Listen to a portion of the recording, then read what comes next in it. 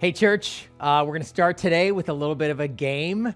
And the game is like pretend you're part of, or like I'm like Oprah or something, okay? And I am going to tell you, surprise you with a place or tickets that I'm sending you to, some special place that I'm going to surprise you. And you get to react, because maybe some of this will be like evil Oprah. You get to react with like, yay, yes, like you like that place, or boo, if I don't want to go to that place, or meh, not really sure either way, okay? We ready? I am sending you to Rib Fest. All you can eat ribs, beef ribs, pork ribs. Okay? Yay, boo, meh. Okay, this next one, it might be way too soon still for some of you. It's going to wound you. I am sending you to Taylor Swift. Ah. Yeah, boo. Okay. I am sending you, ready, to the dentist. Okay, come on, collective boo. Those of you that are yay, there's something wrong with you. Okay, ready? I am sending you 1 month early to your relatives for Thanksgiving. Yay! Now, careful. Some of your relatives are in the room, okay? Be careful about that. All right, ready?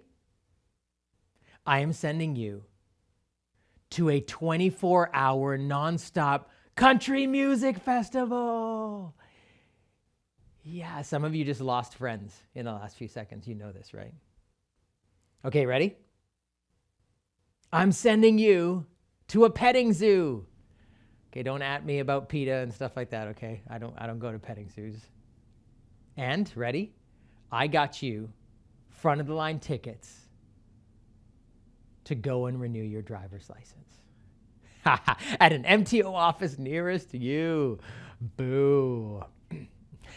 All right, now, little game. What's obvious to you probably is how you feel about this place that you're going is going to determine what you do when you're there, right? How you respond to it.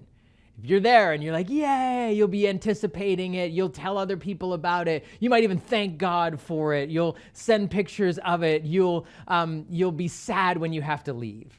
If it's a boo, you'll dread it. You'll avoid thinking about it. You'll begrudge the fact that you have to go to this place. You might even be angry with God for sending you there. And you certainly won't be looking forward to it, and you won't be expecting anything good out of it. You'll be like this. And if you're like, meh, not really sure, you might forget, oh, is that tomorrow? Oh, we're going to that? Oh. Again, your expectations might be pretty low. Take it or leave it. If something better comes along, yeah, maybe I won't go. And that's true about the place you're at right now, isn't it? Like your neighborhood, your house, your school, your work. How you feel about being in that place is going to determine how you respond, right? If it's a yay, I'm so glad I'm here. I'm so thankful I'm here. This is exactly where I want to be. I love this place. You'll thank God for it. You'll cut the lawn. You'll throw parties for your neighbors. You'll host people. You'll paint in the house. You'll be so thankful you're there every time you pull in the driveway. Or if you're school, like if this is plan A, yes, this is where I wanted to be. You'll hang around after class and sign up for student council and, chat with your friends about it and maybe even play basketball there on the weekend because you don't mind being around that place. Or if that's true about your job, you love this place. You love the place you're at. This is exactly where you wanted to be. Not just the location, but the company or the place in your career. You'll work hard. You'll work extra hard. You'll bring coffees for your colleagues on your way to work. You'll want to be there. You'll think about it. You'll enjoy what you're doing. You might even do work when you're not at work. Likewise, if you hate the place you're at, you'll feel stuck, trapped. You'll just be thinking, counting the days when you can move or when you can finally move into your house or move out of this place or get away from these people that you're stuck with or in this neighborhood you never wanted to be at. You'll maybe complain about it. Maybe you'll be frustrated that God isn't answering your prayers to get you out of that place. Or if that's true about your work or school, like it's not plan A, it's plan B or plan Z. You'll just be biding your time. You'll be asking God for a way out. You'll probably arrive late, leave early. You might call in sick, mail it in. Might not even do hard work. You probably will just be complaining about the people you work with and certainly not thinking about them. Or if it's kind of like could take it or leave it. What am I going to say? It's a job, or it's school. I hate it. I'm just going to endure it and get out of here. You're not going to be thinking much about what's going on around you. You're not going to be expecting much when you go there every day, right? That's true about the place you're at. And it's true about this church, right? Maybe this church is a place you've chosen. You're so thankful. You thank God that he brought you here. And you'll love it. You'll invest in it. You'll make priorities. You'll be at every church gathering you can be at. You'll serve. You'll be connected to the people. You'll be telling others about it. Or if it's a place you hate or someone else drags you here, it's not your choice to be here. Or you don't feel connected, or you don't feel close to God, or you have all kinds of questions about whether he's really here, and it's a place that maybe you feel cynical about or hopeless about, and whether you sit like this or you're just inside, you feel like that. You won't expect much. You'll be looking to move on. Or perhaps if it's like, take it or leave it, it's like, well, I'm kind of tired today, or it was late night last night, so I won't go today, or yeah, I don't really feel like going to home group, or I'm not really into this, or if something better comes along, I'll do that instead. But either way, I won't be thinking too much about the people around me, and my expectations will be pretty low. Why do I talk about this? Why do I bring this up? Well, last week we started a series called Live on Mission, where we said that the church is not really an institution, it's a movement. And it's not a community of movement, like random activity all over the place, like atoms crashing together. It's a movement that follows and is driven by and fueled by the mission of God. And we said this, that God is on a mission in our world to bring healing and redemption and grace and forgiveness and creativity and beauty and wholeness for all of the earth's people and even the earth itself. That's what Scripture tells us God is doing. That is God's mission. And last week we said he invites us to move with him on that mission, to join the adventure of the mission he is on in the world. And here's one of the things that you'll find that's so fascinating when you read the story of Scripture about the mission of God. That God chose to carry out his mission by sending Jesus, his son, into this place. Jesus was sent to this place, and then Jesus sends the church out into the world, which includes the place where you are, the place where I am. It includes your home, your neighborhood, your school, your community, your work, this church, this city. That this is a place that you have been sent. That God is on a mission in the very place where you are. Whether it's a place you love, yay, the place you hate, boo, the place you're like, meh, neither here nor there. I want you to hear this. That the place where you are is not forgotten, is not irrelevant, is not a lost cause, is not off the radar to God and his mission. God sent you there because he has a plan for that place. And here's why you need to know it. Because if maybe you're one of those people who loves it just the way it is, or perhaps you hate it for what it is, or perhaps you just accept it for what it is. If that's you, you might end up doing the one thing in that place that God does not want you to do. And I'm going to tell you what that is in a moment, and why it matters to you, and what it means for how you live and act and think about the place where you are, in your school, in your home, in your neighborhood, in your work, in this city, in this church. One of the things you might be interested to know, whether you've read a lot of the Bible or a little bit of the Bible or none of the Bible, is that this idea of God sending his people to places is one of the most dominant recurring themes. In fact, God sent his son, like I said, Jesus, into the world. But in fact, even before Jesus came into the world, God was sending his people places. And maybe this is comforting to you and validates a little bit about how you feel about the place you've been sent to, is a lot of times they didn't want to be there.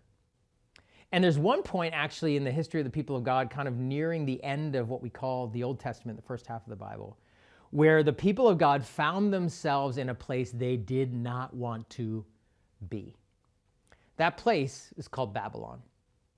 It was an actual place, but it was also an empire.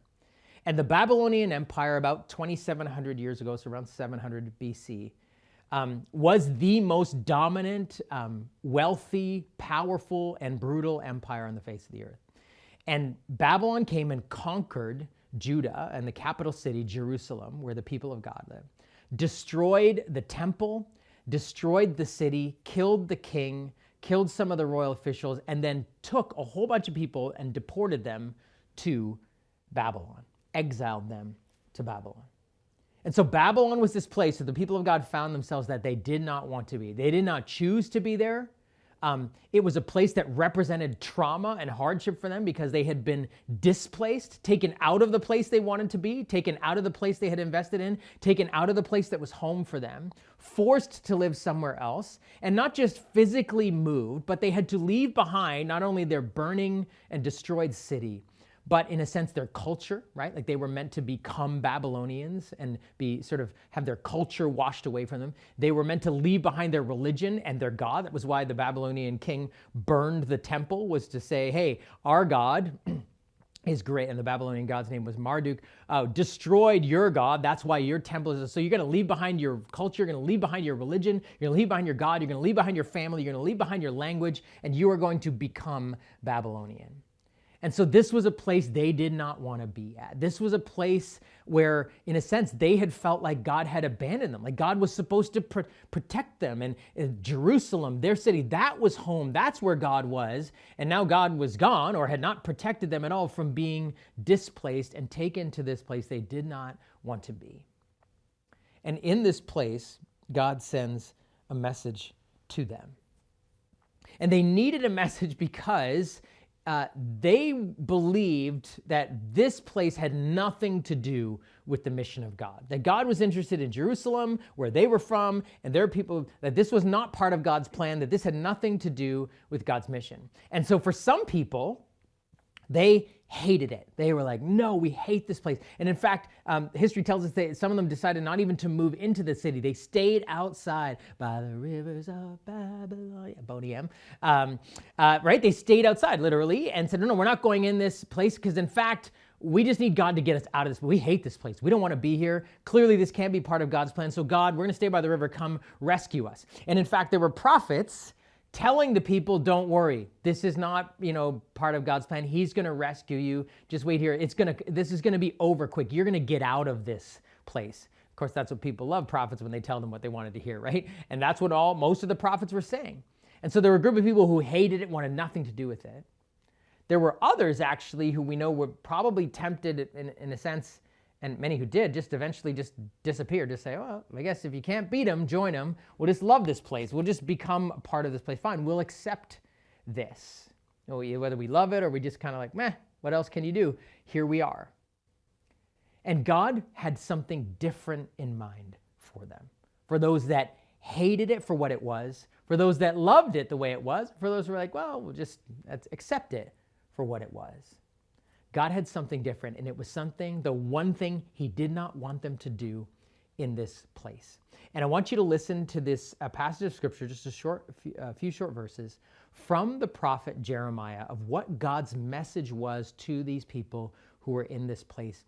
And it's not just for them. I think this is one of the most important passages of scripture in the whole Bible. And it is so instructive for not just the Jewish exiles 2,700 years ago, but for us today in the places where we are at. Whether we love the place we're in, whether we hate the place we're in, whether we're kind of like, meh, this is where I happen to be. I want you to listen to what God said to his people then and to us now. This is what the Lord of Heaven's armies, the God of Israel, says to all the captives he has exiled to Babylon from Jerusalem. Build homes and plan to stay. Plant gardens and eat the food they produce. Marry and have children. Then find spouses for them so that you may have many grandchildren. Multiply. Do not dwindle away. And work for the peace and prosperity of the city where I sent you into exile. Pray to the Lord for it, for its welfare will determine your welfare. In this place, Babylon, where some of the people hated it, wanted nothing to do with it, wanted God to just rescue them from it. Where others might have been tempted to eventually love it and just become a part of that place, or just accept it for what it is. The one thing God did not want them to do, whether they hated it for what it was, whether they loved it for what it was, whether they just accepted that that's what it was, the one thing he did not want them to do was leave it the way it was. Here's what I mean. God's plan was for them to make that place better. God had a plan for them to make that place better. And here's how he describes that plan in terms of what his mission was. Just in these few short verses, he actually is explaining to them, I'm not going to rescue you from this quickly. I have a plan for you in this place. And the plan begins by assuring them this: I sent you here. This is what he says. I sent you to this place. In fact, some of your translations here in Jeremiah 29 in the NIV translation would say, I carried you into Babylon. I know you think that the evil empire brought you here. I know you think that King Nebuchadnezzar destroyed your land and brought you here and sent you here, and that's why you're here. I know you think that this is a God-forsaken place, literally. I know you think there's no way that this could be part of a good plan. But I want you to know, I sent you here. And the translation says, I carried you here, means I'm here with you. And because of that, he says this, and I love this translation, the NLT that we read. Plan to stay. Plan to stay. He says, don't think you're going to leave quickly. Plan to stay. Now, here's what we know from history. What plan to stay didn't mean was that they were going to be there forever. Eventually, they were going to go back home. Eventually. But for now, plan to stay. It's not going to happen quickly, so don't wait it out. You can't just wait to leave. You're going to have to settle down here. You're going to have to plan to stay. But it didn't mean, okay, so just wait. Just sucks to be you. Just accept this. Just stay here. Plan to stay was not a passive plan. It was a call to action. It was an active plan to stay. What did God mean when he said, okay, you're here. I brought you here. I sent you here. I sent you to this place and I'm with you. I want you to plan to stay. What did that mean? Well, he explains to them in a number of ways. First, he says, multiply, do not dwindle away. And he goes on to say, like, have children and let them, like get married and have children. But multiply wasn't simply about like, procreate, have more children.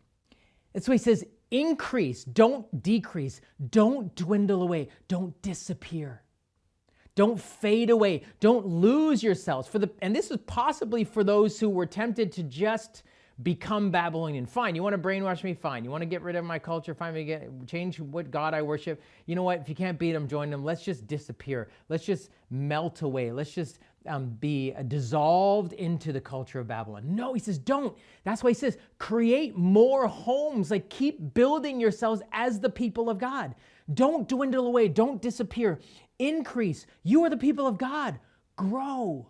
Grow in this place that you hate, that you think nothing can grow. And don't disappear and fade away and just become Babylonian. Grow, increase, multiply. And then he goes even further. He says, this is part of the plan to stay. Work for the peace and prosperity of the city. Work for the peace and prosperity of the city. That word peace, now this is a loaded word. If plan to stay and I sent you here was troubling and difficult and confusing for them, this would have been downright offensive for them. Because this word peace, it didn't mean like Zen. It was from the Hebrew concept of shalom. And in fact, if you know Jewish people or you have Jewish people in your family, you're a Jewish person, you know like that's one of the main greetings exchanged between Jewish people is shalom, peace. And that word describes sort of the complete state of harmony and beauty and joy and delight. Shalom was this beautiful, we need a word like this in English because it's a word that describes everything as the way it should be. Like total harmony and connection with God and with each other. So love, like deep, peaceful relationships of love between us and God and between us and each other. And connection and harmony and creativity and growth and beauty with the world around us, the earth itself, our work, and all nations. So, and even financial prosperity, and even the earth having shalom for agrarian society where you needed to rain when it's supposed to rain and be sunny when it's supposed to rain, and so there aren't droughts and there aren't floods and there aren't earthquakes. This idea of shalom was that even financial growth and prosperity. So shalom was the thing that they were meant to have, that they were meant to experience as the people of God.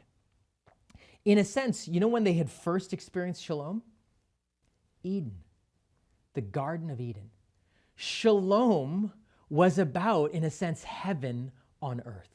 That's what shalom kind of meant. When we say the word heaven, that's kind of actually what it should mean, is this total state of harmony and beauty and creativity and life and love. Eden was heaven on earth. And so God's saying to the people through the prophet, work for the shalom of this place. Bring heaven to earth. Now, they had thought shalom was something God was doing for them back in Jerusalem, the Holy Land, the holy city. That's where shalom was supposed to happen, not here in Babylon. And so when God says to them, work for the peace, the shalom of this place, bring a little heaven to earth, he's saying even in hell, even if it feels like hell, work to bring heaven to earth, shalom here for this place. And then he goes even further and says, and pray for this city. Pray for the city. Not only work to make this place beautiful and harmonious and peaceful and creative and life-giving, pray for the city, which is even more offensive to them or mind-blowing to them, right? If you read the prayer book of the Jewish people, which is the book of Psalms, you'll see there are a number of prayers for the city. But it's prayers for the city of Jerusalem, or in fact, you'll see this word even more in the Psalms, the word Zion. Zion, for the Jewish people, was the city of God, the place God was, the place that God's people lived with him in peace. That's the place of shalom. That's what they were praying for all the time. There are no prayers in the Psalms for Babylon. Not prayers for shalom, not prayer for peace. There would be prayers for destruction. Oh God, judge the wicked, get rid of the wicked, free us from our oppressors. But God's saying, actually, you're going to need to change your prayers. The things you prayed for Jerusalem, the things you prayed for Zion, pray for Babylon. Pray for this city. This was God's plan. The mission God was on in what they thought was a God-forsaken place. I've sent you to this place. So don't hate it for what it is. Don't just love it like it is. Don't just accept it for what it is. Don't leave it the way it is. Make it better by growing, multiplying, increasing as a community, as a people. But seek the peace, the shalom in your work and in your play and in your relationships. Seek the peace and the economic prosperity of the city. Work hard to make this place grow and better, and pray for it. That's the mission God was on in Babylon, in the place where they were. So what about the place where you are, where I am, our neighborhood, your condo, your apartment, your home, your school, your work? God has sent you there because he is on a mission in that place too. And the one he does not want you and I to do is just leave it the way it is. He sent us there to make it better. And his plan for the people of Israel to make it better is the same one for us. Multiply, increase, which doesn't mean have children, although some of you are doing that, that's good. It means grow. Don't fade away in that place. Don't be a wallflower in that place, in your school, in your neighborhood, in your work. Don't hide your faith. As you walk into that place, Jesus says to you, I am here. I carried you here. I brought you here. I sent you here. So bring Jesus and his ways into that place and bring the people around you to Jesus. Don't lose your faith and lose your place and your way of being. Don't wither away. Don't disappear. And go further. Seek the shalom, the peace, the prosperity, the harmony, the forgiveness, the grace, the creativity, the productivity, the wholeness, the healing of the place where you are. Make it better by how you work and how you invest and how you care for the people and the work you're doing, wherever you happen to be. To make it better, to help it grow. Seek the peace and prosperity, the city. That's why our work matters to God, because we're making this place better. We're helping the company or whatever we're studying achieve its goals. We're working hard at it, and we're bringing God's grace and healing and life to the people around us. We are brokering peace. We are helping those who are at odds with each other come to peace and come to kindness and love together. We are making this place whole and healed. And therefore, pray for this place. Pray for your work. Pray for your neighbors. Pray for your street. Pray for your colleagues. Pray for your coach. Pray for your teachers. Pray for your principal.